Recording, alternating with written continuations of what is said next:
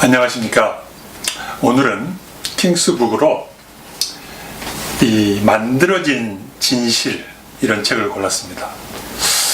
요즘 뭐 가짜 뉴스라는 말도 많고 워낙 그 가짜가 판치는 세상에 진짜 진실은 뭐냐 이런 걸 찾는 게 관심사인데요. 그래서 아마 이 책을 골라봤습니다. 진실이 만들어진다는 게 좀 느낌이 좀 그렇죠. 그건 가짜 아니냐 이렇게 볼 수 있는데 진실도 사실은 편집된다 라고 하는 게 이 말의 의미를 담고 있습니다. 이 책의 저자는요, 사실은 이 사람이 그 이름은 헥터 맥도날드라는 사람인데 본래 그 글로벌 기업이나 정부에 그 자문을 해주는 사람인데요. 요즘 우리가 그 스토리텔링이라는 말이 있잖아요.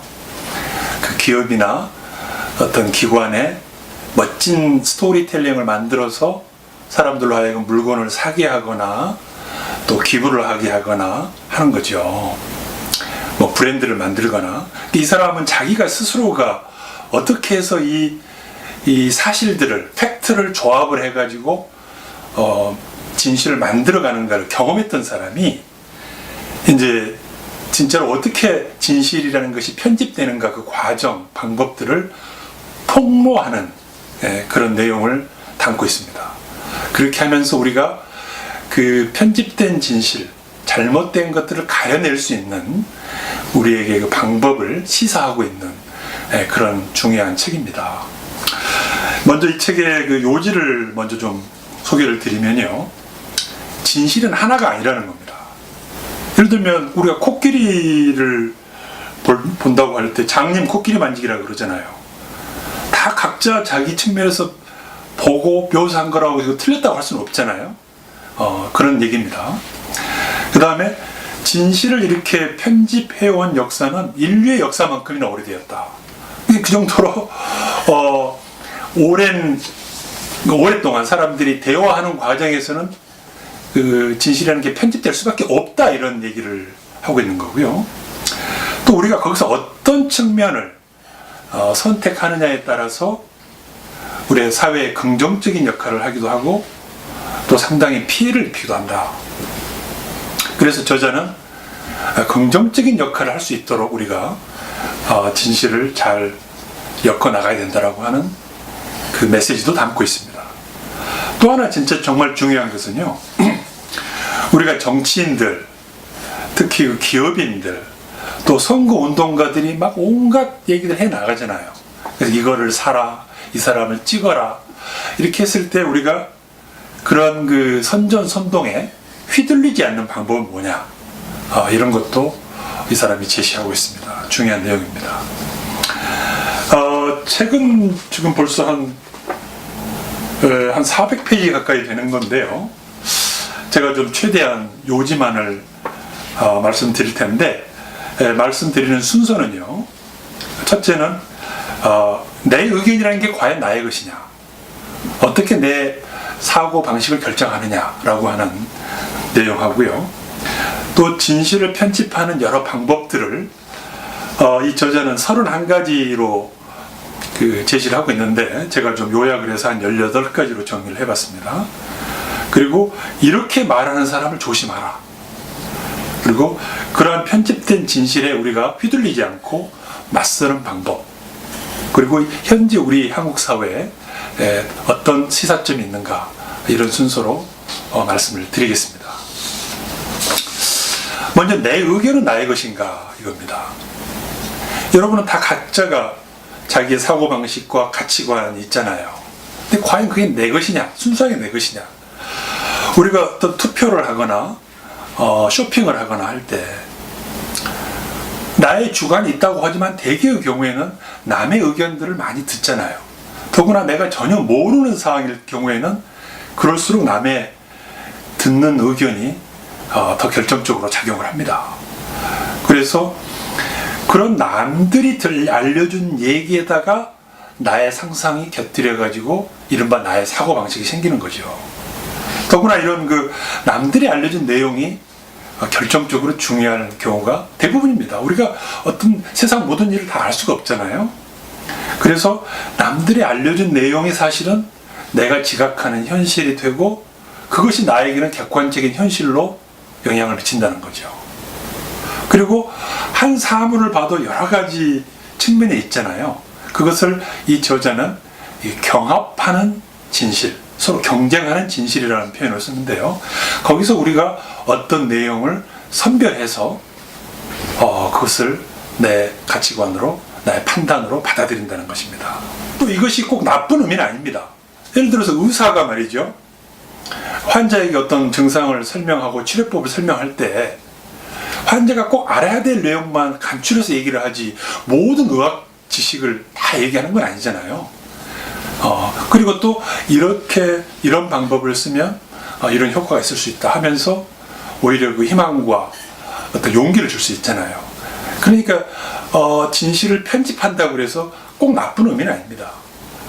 그것이 정말로 긍정적인 역할을 할 수 있고 잘못 사용하면 정말 파괴적인 역할을 할 수 있다라고 하는 게 중요한 전제입니다.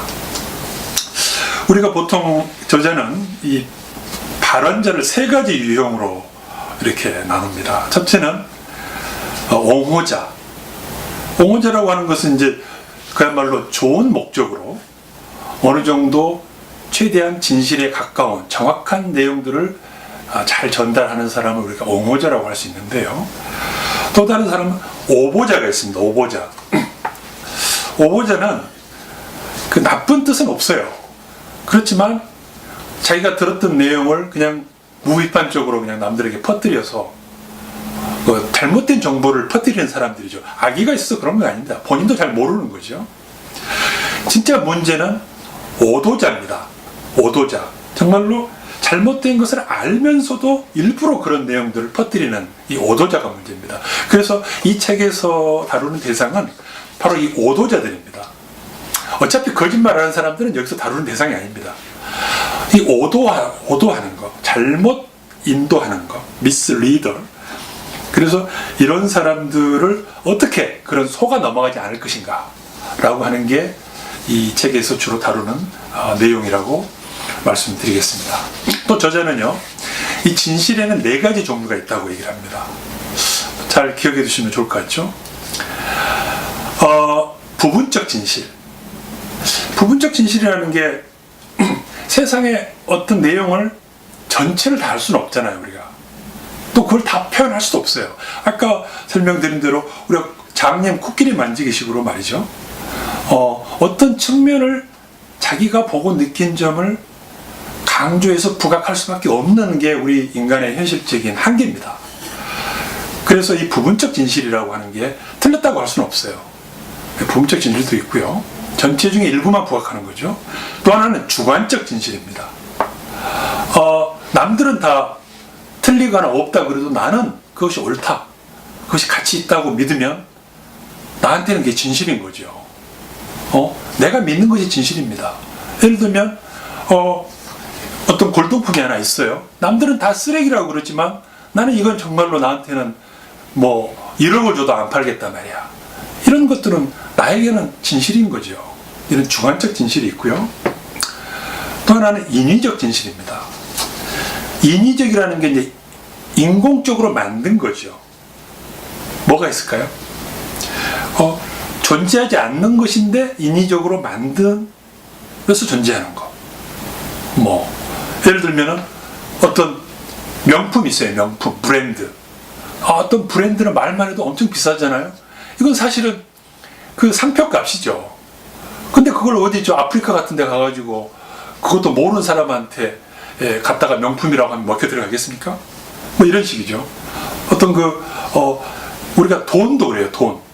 돈도 한국에서는 우리 원화가 가치가 있지만 저 딴 나라에 가서는 쳐주지도 않는 종이 쪼가리에 불과할 수도 있잖아요. 이런 것들이 하나의 이제 그 인위적 진실이라고 할 수 있는 거고요. 또 하나가 밝혀지지 않은 진실이 있습니다. 믿는 것이 진실인 거죠. 그러니까 되게 우리가 종교적인 신앙, 신념 또는 이데올로기 같은 거 이런 것들은요 그것이 완전히 부정당하기 전까지는 진실로 받아들여지는 거죠. 공산주의 사회에서는 공산주의 이론이 절대시됩니다. 공산주의가 망하기 전까지는 그랬잖아요. 그리고 또 종교 또 사이비 종교 같은 경우에도 그 안에서는 진실로 받아들여지는 거죠. 그것이 이제 사이비로 판명이 나기 전까지는. 그러면 이제 본론에 들어가는데요. 이 진실을 어떤 식으로 편집을 해서 우리를 오도하느냐 이 내용을 계속 이어서 말씀을 드리겠습니다.